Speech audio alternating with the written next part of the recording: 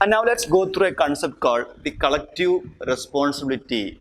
See, Article 75 says that the Council of Ministers shall be responsible to Lok Sabha.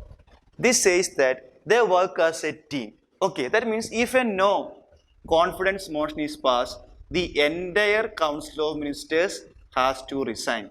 See, even if a minister is a member of Rajya Sabha also, he must also resign if a no confidence motion is passed. This is what mean by the term collective responsibility. Okay, collective responsibility also means that the cabinet decisions are binding on all COM, that is Council of Ministers. Okay, see, we learned that the cabinet meeting consists of nearly 15 to 20 powerful ministers. Okay, and they took the major policy decisions, and their decisions are binding on the all ministers. Okay, even if a minister is against or disagreeing with the cabinet decision, that minister has to resign.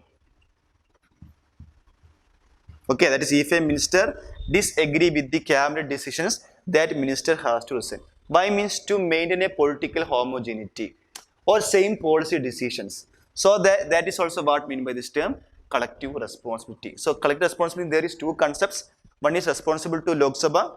That is if a no confidence motion is passed, and their council of ministers has to resign. One is the cabinet decisions are binding on all the ministers. If a minister is against the cabinet decisions, then the concerned minister has to resign. Okay, again there is a concept called individual responsibility. See, we learned that the ministers are appointed by the president, and the ministers are holding their office under the pleasure of the president. Pleasure of the president. Okay, this means that the president can dismiss a minister even when the council of ministers has a majority in the Lok Sabha. Okay, see, this is regarding an individual minister. See, as long as the council of ministers, entire council of ministers enjoys the support of majority support in Lok Sabha, the president cannot dismiss a council of ministers, no. But regarding the case of an individual minister, even when the concerned government has the majority support, the president has the power to dismiss an individual minister.